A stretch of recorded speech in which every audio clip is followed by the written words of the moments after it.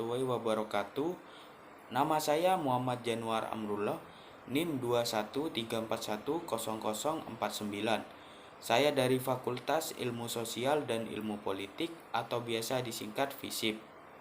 Di sini saya akan membuat video tentang analisa terhadap perkembangan terbaru dunia politik di bidang Capres tahun 2024 untuk memenuhi nilai tugas dari mata kuliah Komunikasi Politik dan Media Massa.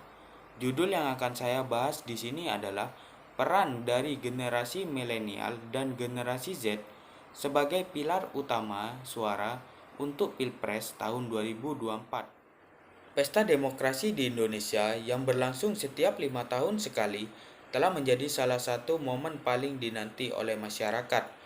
Kota-kota, desa, bahkan media massa online, cetak, dan digital di seluruh negeri penuh dengan pernak-pernik politik yang memeriahkan acara ini. Drama politik yang dimainkan oleh para aktor politik dalam negeri pun semakin menggugah perhatian. Dalam pemilu tahun 2024, para partai sudah mengusulkan para kandidat-kandidatnya sebagai capres.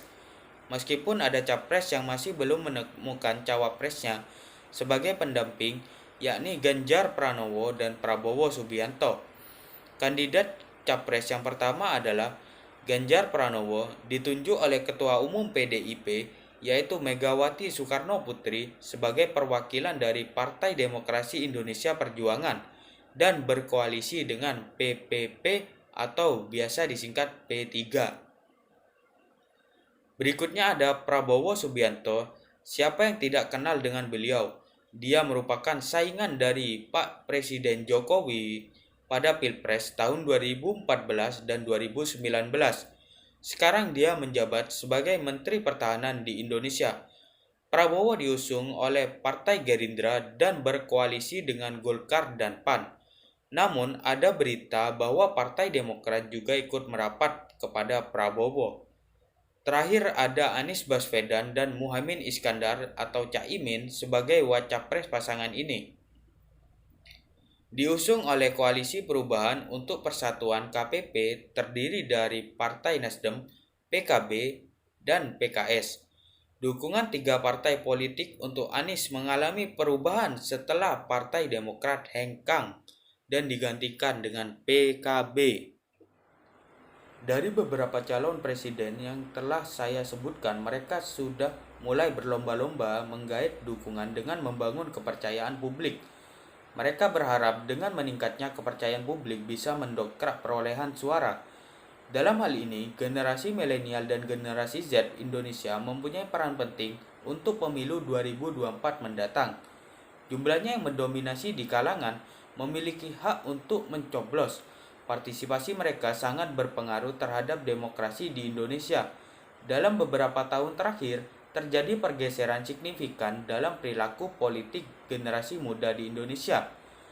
Generasi milenial yang umumnya lahir antara tahun 81 dan 96, serta generasi Z yang lahir antara tahun 97 dan 2012, semakin aktif dalam berdiskusi tentang politik, memberikan pandangan mereka tentang isu-isu penting, dan terlibat dalam kampanye politik. Tidak boleh asal menggunakan hak suaranya, para generasi Z juga harus memenuhi syarat-syarat untuk menjadi pemilih dalam pemilu, yaitu harus berusia 17 tahun atau sudah menikah. Apabila saat pemilu dilaksanakan masih berusia 16 tahun, maka harus menunggu 5 tahun lagi hingga bisa menggunakan hak suaranya. Daftar pemilih tetap DPT yang dirilis Komisi Pemilihan Umum KPU ada 113 juta pemilih atau 56% dari generasi milenial dan generasi Z. Jika dirinci, generasi milenial sebanyak 66,8 juta, sementara generasi Z sebesar 46,8 juta. Dilansir dari Kompas dan CNBC, hasil survei Gen Z atau pemilih berusia 17-25 tahun memilih Ganjar sebagai presiden dengan persentase 31%. Kemudian sebanyak 28,2% responden Gen Z memilih Prabowo. Selanjutnya Anies dengan persentase 8,2%. Sementara di kelompok milenial muda atau usia 26-33 tahun Prabowo mendapat dukungan paling besar, yakni 28%, setelah itu Ganjar sebesar 21,3%, dan Anies sebesar 11,8%.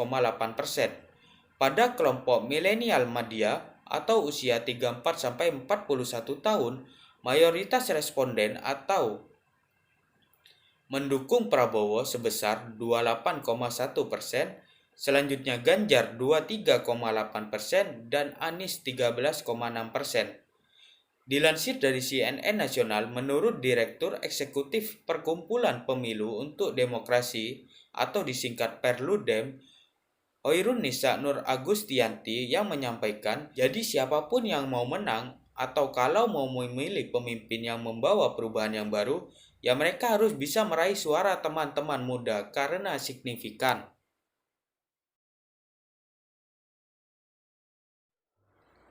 Karena kedua generasi ini memiliki karakteristik yang khas, membedakan mereka dari generasi sebelumnya. Mereka lebih terhubung secara digital, lebih akrab dengan teknologi, dan memiliki pemahaman yang lebih mendalam tentang isu-isu global seperti perubahan iklim, kesetaraan gender, hak asasi manusia, dan ekonomi berkelanjutan. Generasi milenial dan generasi Z sangat aktif di media sosial dan dunia digital. Oleh karena itu, calon presiden yang mampu mengelola kampanye digital yang efektif dan berkomunikasi dengan jelas melalui platform online akan memiliki keunggulan dalam pemilihan capres masa depan. Generasi milenial dan generasi Z memiliki potensi untuk menjadi kekuatan yang sangat berpengaruh. Untuk itu, para calon presiden diharapkan untuk memahami nilai-nilai dan aspirasi generasi ini serta berkomunikasi dengan mereka secara efektif. Dalam menghadapi pemilihan capres yang akan datang, penting bagi generasi milenial dan generasi Z untuk berpartisipasi aktif dalam proses politik, termasuk pendaftaran sebagai pemilih, berdiskusi tentang isu-isu penting, dan terlibat dalam kampanye politik. Dengan demikian, mereka dapat memainkan peran aktif dalam menentukan arah masa depan Indonesia. Sebagai penutup dari video ini, saya mempunyai pesan. Jangan sampai salah pilih, tentukan pilihan kalian karena suara kalian menentukan Indonesia 5 tahun ke depan. Sekian video dari saya, jika ada kesalahan kata mohon maaf.